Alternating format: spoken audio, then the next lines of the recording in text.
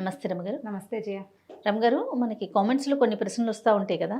ఒక పర్సనల్గా వచ్చిన ఒక ప్రశ్న అండి, ఇది కామెంట్లో వచ్చింది కాదు యాక్చువల్గా. మనం ఎక్కువగా ఇష్టపడే వాళ్ళు మనల్ని దూరం పెడుతూ ఉంటారు. అప్పుడు అసలు మనం ఏం చేయాలి? వాళ్ళ కోసం ఇంకొంచెం ఏదైనా ప్రయత్నాలు చేయాలా, లేకపోతే ముందుకు సాగాలా? ఏం చేయమంటారు అనేది ఒక పర్సనల్ క్వశ్చన్ అనమాట. ఇది ప్రతి వాళ్ళకి జీవితంలో ఎప్పుడో ఒకప్పుడు ఎదురవుతుంది జయ. అవును రమగారు. మనం చాలా ఇంపార్టెన్స్ ఇస్తాం ఒకళ్ళకి, వాళ్ళకి మనం అంత ఇంపార్టెంట్ కాదని ఏదో ఒక సిచ్యువేషన్లో మనకు తెలిసిపోతుంది. అంటే కొంతమంది ఎలా ఉంటారో చెప్పినారమ్మ గారు, వాళ్ళ అవసరం ఉన్నంత వరకు బాగుంటారు. మనం చాలా ఇంపార్టెంట్ అనేది క్రియేట్ చేసుకుంటారు. ఎప్పుడైతే వీళ్ళతో మనకు అవసరం లేదు అని థాట్ వస్తుందో మొహం కూడా చూడరు, మొహం కూడా చూడకుండా అయిపోతారు. ఇవి కొంతమంది ఉంటారు, ఇలా డిపెండెన్సీ ఉంటుంది జయ. వాళ్ళతో రోజు మాట్లాడాలి, తరచూ కలవాలి, ఎప్పుడు మాట్లాడుతూ ఉండాలి, ప్రతి దాంట్లో వాళ్ళ సలహానే తీసుకోవాలి, అన్ని షేర్ చేసుకోవాలి. ఇట్లాంటి ప్రాక్టీస్ ఉంటుంది. ఇది ఫ్రెండ్స్లో జనరల్గా, కో సిస్టర్స్, వదిన ఆడపడుచులు, తర్వాత అక్క చెల్లెళ్ళు, అన్న చెల్లెళ్ళు, అక్క తమ్ముళ్ళల్లో ఇది బాగా కనపడుతుంది. వాళ్ళు ఎంత ఎమోషనల్గా అటాచ్ అయిపోయి ఉంటారో వాళ్ళకి. అవును, ఇది ఊరికే జనరల్ కజిన్స్లో కూడా ఉంటుంది. ఒకళ్ళతోటి ఇప్పుడు 5-6 ఉన్నాం, మనం 10 మంది ఉన్నాం, మనకు ఒకళ్ళతోటి చాలా క్లోజ్ రిలేషన్ ఉంటుంది. అవును అవును. వీళ్ళకి అంటే కొంతమంది జనరల్గా పీపుల్ ఏం చేస్తాము జయ, మనం మామూలుగా ఇప్పుడు మనం ఎవరితో మాట్లాడుతున్నామో వాళ్ళే మనకి ఇంపార్టెంట్ అనే భావంతో మనం మాట్లాడుతూ ఉంటాం. అంతే. ఈ సిచ్యువేషనల్లీ ఒక్కొక్కళ్ళు అటాచ్ అయిపోతారు, వదిలిపెట్టలేకపోతారు. ఇప్పుడు ఇది భార్యాభర్తల్లో అనుకో జయ, అమ్మో అది చాలా కష్టం. అవన్నీ డివోర్స్కి దారి తీస్తాయి. ఆ డివోర్సుల్లో కూడా ఆడవాళ్ళు డిప్రెషన్కి లోనయ్యి ఆ వదిలిపెట్టలేక వాళ్ళతో ఎమోషనల్ అటాచ్మెంట్ని కట్ చేసుకోలేక ఏడుస్తూ ఉంటారు. మగవాళ్ళు ఏడ్చేవాళ్ళు ఉన్నారు. మగవాళ్ళు కూడా వాళ్ళతో ఎమోషనల్ అటాచ్మెంట్ని వదిలిపెట్టుకోలేరు. వైఫే సర్వస్వం అనుకుంటారు. ఎన్ని గొడవలు వచ్చినా అమ్మాయితో కలిసి ఉండాల్సిందేను, అది లేకపోతే కుదరదు అనుకుంటారు. అవునండి. ఇది ఒక బాధ. అయితే ఈ జనరల్ మిగిలిన సంబంధాలు ఉన్నాయి చూడు, మిగిలిన అన్ని రకాల రిలేషన్స్లో వీళ్ళు హర్ట్ అయిపోతారు జయ. హర్ట్ అయిపోయి ప్రపంచాన్ని నమ్మలేకుండా అయిపోతారు. కొంతమంది ఎవరితోటైనా క్లోజ్ అయితే అమ్మో వీళ్ళు చేజారిపోతారేమో అనిపించేస్తుంది. అవును. ఆత్మనిర్భరత అనేది ఒక పాయింట్ ఒకటి ఉంటుంది. ఈ ఎమోషనల్ అటాచ్మెంట్ ఉండే వాళ్ళకి అసలు ఆ పాయింట్ అర్థం కాదు. మన మీద మనం డిపెండ్ అవ్వటం, దేవుడి మీద డిపెండ్ అవ్వటం. బంధాలని తెంచుకోక్కర్లేదు, కానీ వాళ్ళు వద్దు అన్నప్పుడు ఎందుకు వెంపర్లాడటం అనిపిస్తుంది. నా పర్సనల్గా కూడా నాకు కూడా అది అనిపిస్తుంది. ఇప్పుడు ఏం చేస్తాం మనం, వాళ్ళు చాలా విలువ ఇచ్చాం మనం వాళ్ళకి. ఒక సిచ్యువేషన్ మనం ఒక కజిన్స్లో చెప్పుకుందాం. వీళ్ళిద్దరూ ఎంతసేపు విషయాలు షేర్ చేసుకుంటారు. సడన్గా ఒక అమ్మాయికి తెలుస్తుంది తన విషయం ఎలాగో బయటికి వచ్చింది అని. ఎవరి ద్వారా వచ్చింది సోర్సు? తను ఎవరైతే క్లోజ్ అని భావిస్తున్నారో ఆ అమ్మాయి ద్వారానే వచ్చింది. అడగలేరు, ఊరుకోలేరు. అవును. క్రమంగా దాని మీద దృష్టి పెట్టేసరికి అర్థమవుతుంది తనలాగానే తన కజిన్కి ఇంకా చాలామంది క్లోజ్ ఉన్నారని. తనకు ఒకటే క్లోజు, ఈ క్లోజ్కి బోల్డన్ని క్లోజులు ఉన్నాయి. ఆ అమ్మాయి ఎక్కడో చోట ఫ్రీగా మాట్లాడుతుంది. అవును. ఆ మాటలు బయటికి 5-6 చోట్లకి తిరిగి నీకు అంత క్లోజ్ కాని వాళ్ళ దగ్గర నుంచి నీ దగ్గరకు వస్తుంది. నువ్వు హర్ట్ అయిపోతావు. ఇప్పుడు కొంతమందిని వదిలేస్తాం, ఫ్రెండ్స్ని గిన్స్ని వదిలేస్తాం. వీళ్ళతోటి మొహం చూపించకుండా ఉంటే సరిపోతుంది, మాట్లాడడం మానేస్తాం. నువ్వు ఈ రిలేషన్స్ని వదులుకోలేకపోతావు కదా. అంతే కదా, అప్పుడు ఇబ్బంది అవుతుంది. అందుకని ఎవరితోటైనా అలా ఒకళ్ళతోటే అటాచ్డ్గా ఉండటం తగ్గించుకోండి. ఒకవేళ మీరు అలా అటాచ్డ్గా ఉండి హర్ట్ అయితే నేను హర్ట్ అయ్యాను అని ఓపెన్గా చెప్పండి. ఒకసారి మీరు మాట్లాడేస్తే ఆ బరువు తగ్గిపోతుంది. తర్వాత ఏదో కొంచెం క్లోజ్నెస్ ఉంటుంది, ఎక్కువ ఉండదు. అయినా కూడా అవతల వాళ్ళు మీకు లొంగలేదనుకోండి, just leave it and move on. అంతే. జీవితంలో ముందుకెళ్ళాలి. ఇది భార్యాభర్తల విషయంలో కూడా అంతే చేయ.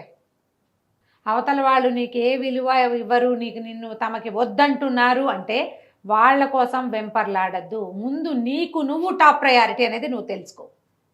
వీళ్ళ కోసం ఆలోచించి డిప్రెషన్స్లోకి వెళ్ళిపోయి, హ్యాబిట్స్లోకి వెళ్ళిపోయి బాధపడి, అంటే రిలేషన్ బట్టి ఉంటుందంటారా? డెఫినెట్. ఇఫ్ ఎనీ రిలేషన్ అంటున్నారా?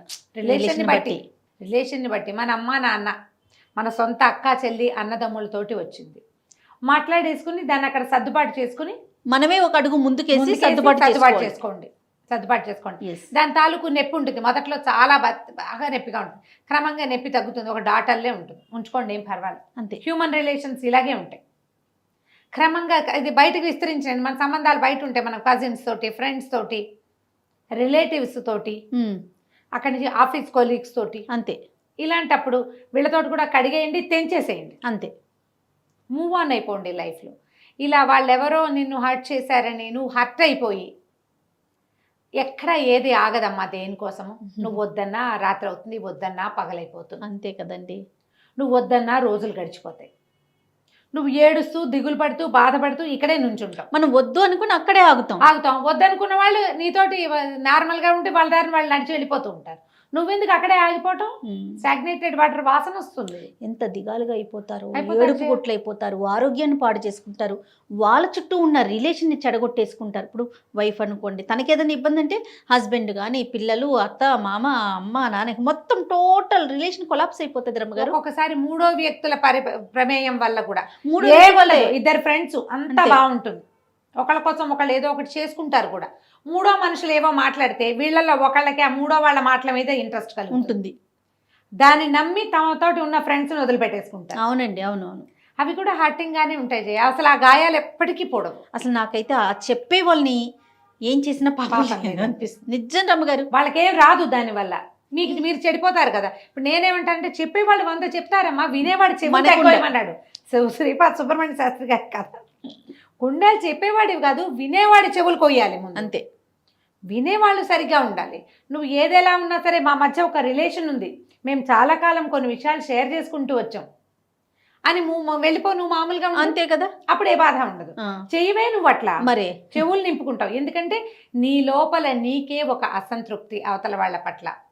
ఇప్పుడు మూడో వాళ్ళని మొదటి వాళ్ళని అనకూడదు, మనమే కదా తప్పు. అంతే కదండి, మనమంటూ నోరు ఇప్పబట్టే కదా, ఇప్పబట్టే ఈ మాటలన్నీ వస్తాయి. మూవ్ ఆన్ అవ్వండమ్మా. జీవితంలో ఎవరికి విలువ ఇచ్చినా ఇవ్వపోయినా ముందు మీకు మీరు విలువ ఇచ్చుకోండి. అన్నిటికంటే అత్యంత మీ విలువైనది మీ జీవితం, మీ ఆరోగ్యం. ఇవి రెండూ బాగుంటాయి. మీరు కొత్త ప్రపంచంలోకి అమెరికా వెళ్ళి, ఆస్ట్రేలియా వెళ్ళి, ఆఫ్రికా వెళ్ళి, అంటార్కిటికా వెళ్ళి కూడా జన సంబంధాలు మనం విస్తరించుకోవచ్చు. ఇప్పుడు మనకి ఉండని వాళ్ళు ఎవరు? రక్త సంబంధిక బ్లడ్ రిలేషన్ ఒక్కటి ఉండదు తప్ప ప్రపంచంలో అందరూ అన్ని చోట్ల దొరుకుతారు. అంతే. కొత్త రిలేషన్ని డెవలప్ చేసుకోండి. ప్రపంచం అంతా రిలేషన్స్ మయం. ఎక్కడైనా ఒక దెబ్బ తగిలితే ఇక అక్కడే ఆగిపోకండి. ఇప్పుడు రాజయ్య, ఇప్పుడు మనకి ఎన్ని థెరపిస్టులకి వాళ్ళకి డిమాండ్ పెరిగిపోలేదు. అవునండి, ఏవో ఇష్యూస్ ఉంటాయి, అవి సాల్వ్ చేసుకోరు, అనారోగ్యాల్లోకి వెళ్ళిపోతాయమ్మా. మీ మెంటల్ స్ట్రెస్ అంతా మీ మోకాళ్ళ మీద, హాస్పిటల్ చుట్టూ కూడా బాగా తిరుగుతారండి, మందులు వేసుకుంటున్నారు, తిరుగుతారు. పైకి శరీరానికి మందులు వేసుకుంటున్నారు, మనసుకు మందు వేయట్లేదు. నువ్వు రిపేర్ నువ్వు చేసుకోవాలి, అది చేసుకోవట్లా. డాక్టర్స్ మీద డిపెండ్ అవుతున్నారు, గోడు వెళ్ళబోసుకుంటారు. ఎవరైనా కనిపించారంటే చెప్తారు, మళ్ళీ మామూలు. మొన్న ఒక దేవాలయంలో మనసును మార్చుకోలేకపోతారు. దేవాలయంలో ఒక ఆవిడ కనబడ్డారు జయ. ఆవిడ ఎందుకు అడిగారు నాకు తెలీదు. నేను ఊరికే లోపలికి వెళ్ళి కార్ బయటే ఉంది, మా వాళ్ళు ఏదో షాపింగ్ చేస్తున్నారు, నేను సరిగ్గా ఎక్కడ అమీర్పేట దుర్గగుళ్ళో. ఓకే, నేను లోపలికి వెళ్ళాను. ఒక 5-10 నేనేమి గబగబా చూసేసి ఒక 10 నిమిషాలు సంతోష్ మాత ముందు ఒక 5-10 నిమిషాలు కూర్చుని వచ్చేస్తా బయటికి. నేను మామూలుగా వెళ్ళినా అంతే, అంతకంటే ఎక్కువసేపు నేను ఉండను అసలు. ఆ కూర్చునేసరికల్లా ఆవిడెవరో పెద్దవిడే, నాకంటే కనీసం ఒక 3-4 సంవత్సరాలు పెద్దవారు అయి ఉంటారు. అమ్మ ఒక విషయం మాట్లాడాలి అని చెప్పి వాళ్ళ ఫ్యామిలీ ఇష్యూ గబగబా చెప్పేశారు నాకు. చాలా ఇబ్బందిగా ఉంది అని. నేనన్నా వదిలేయండి అమ్మా, వదిలేయమంటారు, వదిలేసేయండి. ఒక్కసారి వదిలిపెట్టేస్తే ప్రాణం హాయిగా ఉంటుంది. పోతే పోతుంది, అది వచ్చి ఏముంది. ఇప్పుడు మీకే 60 ఏళ్ళు వస్తున్నాయి, ఎందుకు? దాన్ని ఏం చేసుకుంటారు? కష్టమా రమ్మగారు వదిలేయటం? చాలా కష్టం జయ, చాలా అత్యంత కష్టమైన విషయం వదిలేయటమే. సులువైన విషయం వదిలేయమని చెప్పడం.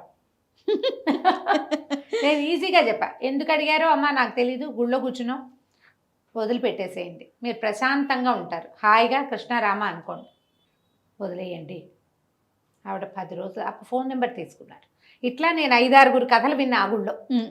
సడన్గా చెప్పేస్తారు జయ, మొత్తం కథ అంతా చెప్పేస్తారు, ఇలా ఇలా ఇలా ఇలా ఉంది మా పరిస్థితి అని. ఆవిడ ఫోన్ నెంబర్ తీసుకున్నారు, ఫోన్ చేశారు నాకు. మీరు వదిలేయమని చెప్పిన తర్వాత ఇంటికి వెళ్ళి మా ఆయనకి మా అబ్బాయికి చెప్పానండి, అది రాకపోయినా మీకు వృద్ధి వస్తుంది అని చెప్పారు నాకు. నేను అలాగే చెప్పాను, అది కలిసి రాలేదు ఆస్తి, మా వదిలేయండి, మీ పుట్టింటి ఆస్తి వదిలిపెట్టండి, మీ అబ్బాయికి ఏదో మంచి ఉద్యోగం వస్తుంది, ఇంకా కొంచెం బెటర్మెంట్లోకి వెళ్తారమ్మా. ఎందుకు వెంపర్లాట? అన్నయ్యతో పడదు, తమ్ముడితో పడదు, వాళ్ళు ఎవరు మిమ్మల్ని గుమ్మం తొక్కనివ్వరు, మీతో మాట్లాడరు, డబ్బుల కోసం. వేదేమో డబ్బు పుసుకుని కళ్ళు మూసామంటే డబ్బు లేదు గిబ్బు లేదు, మరి. మనం ఒకళ్ళమే పోతాం అన్ని ఇక్కడ వదిలిపెట్టుకుని. ఆవిడ చక్కగా మంచి వజ్రాలు గిజ్రాలు వేసుకుని బాగున్నారు డైమండ్స్ తోటి మంచి. ఫోన్ చేశారు 10 రోజుల తర్వాత, మా అబ్బాయి మా ఆయన కూడా సమాధానం పడిపోయారమ్మా, మేము బెంగళూరు షిఫ్ట్ అయిపోవాలని అనుకుంటున్నాము, అక్కడ ఏదో బిజినెస్ ప్లాన్ ఆలోచిస్తున్నాడు, చాలా మంచి బయర్స్ కూడా చాలా మంచి వాళ్ళు దొరికారు ఇక్కడ ఆస్తికి మాకు. పోనీలే, గుళ్ళో డిసైడ్ అవ్వండి అంతే.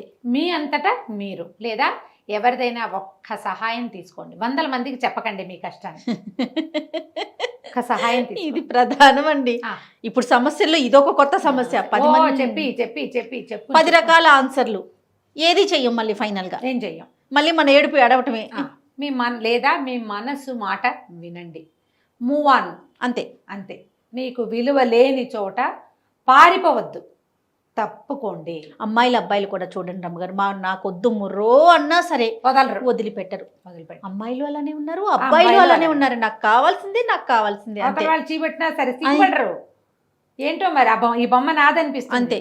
ఆ బొమ్మ నాది కాన్సెప్ట్ నుంచి బయటికి రారు, అవతల వాళ్ళు మనుషులు అని అనిపించింది. నేనేమంటానంటే పారిపోయి పరిగెత్తి సమాధాన పడద్దమ్మా, తప్పుకోండి, జస్ట్ వదిలేయటం ఎలాగో ప్రాక్టీస్ చేయండి. మనకి ఇంకో కొత్త దారి కనిపిస్తుంది కదా, గ్యారంటీగా కనిపిస్తుంది. జీవితం ఎప్పుడు దారులు తెరుస్తూనే ఉంటుంది, నువ్వు చూడాలంతే దాన్ని, కళ్ళు పెట్టాలి, దీని మించి నీ దృష్టి మరల్చి బుద్ధిని నీ దారి వైపుకి మళ్ళీ ఇచ్చావంటే 100 దారులు కనపడతాయి. సూపర్, శభాష్, సూపర్ రమ్మగారు. నమస్తే.